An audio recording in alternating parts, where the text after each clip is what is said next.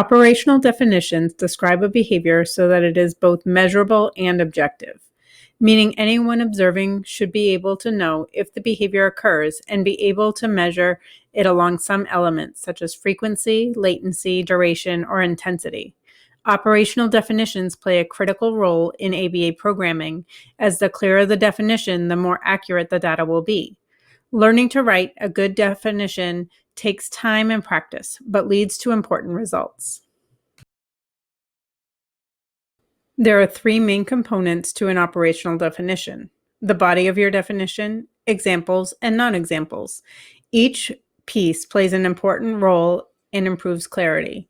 The definition provides the platform to describe the behavior, and the examples and non-examples make it more precise. Let's define eloping as an example. Sometimes this is also referred to as bolting. This seems easy enough, right? Any instance in which Anne runs away from an adult. Is that clear enough? What if Anne runs around the office while Amanda works on the computer? Does this count as eloping? Probably not.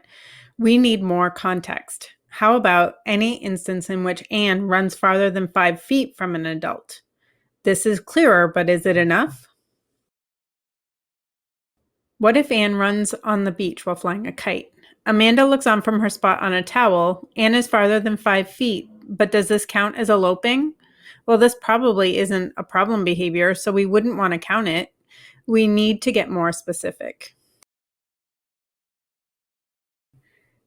When defining a behavior, determine what makes the behavior a problem and focus on those key elements. For eloping, it's probably most problematic in the community or maybe a school setting.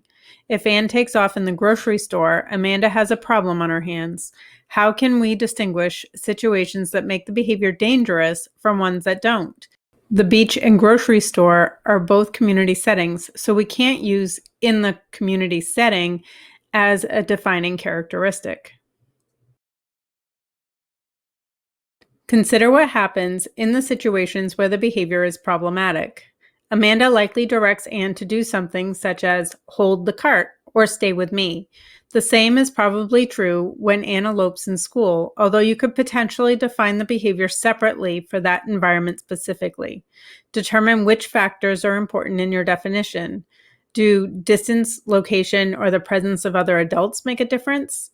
How about this definition? Any instance in which Anne runs farther than 5 feet from a supervising adult without permission or when directed to do something else. Is this one clearer? Sure, but we need more. Let's add some examples and non-examples.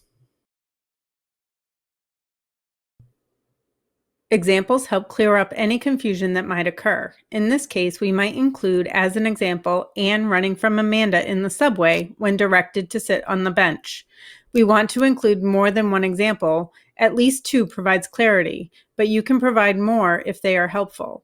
You might also include an example of Anne running from a supervising adult while walking down the sidewalk when directed to hold the adult's hand.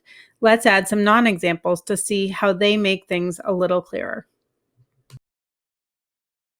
For non-examples, think about when confusion might come up. Let's add Anne running from her parents in the yard while they watch.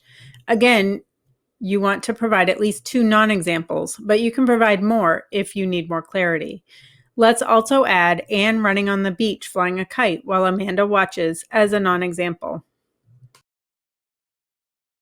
Now let's put it all together and see if it's clear. Eloping is any instance in which Anne moves farther than 5 feet from a supervising adult without permission or when directed to do something else. Examples include Anne running from Amanda in the subway when directed to sit on the bench, and Anne running from a supervising adult while walking down the sidewalk when directed to hold the adult's hand. Non-examples include Anne running from her parents in the yard while they watch, and Anne running on the beach while flying a kite while Amanda watches. Is this clear? It's pretty clear.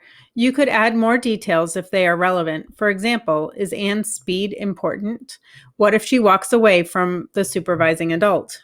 When operationally defining a behavior, it should be so clear that there is no question as to whether the behavior occurs. Anyone reading the definition should be able to make that determination. It takes some practice to get it right, so go give it a try.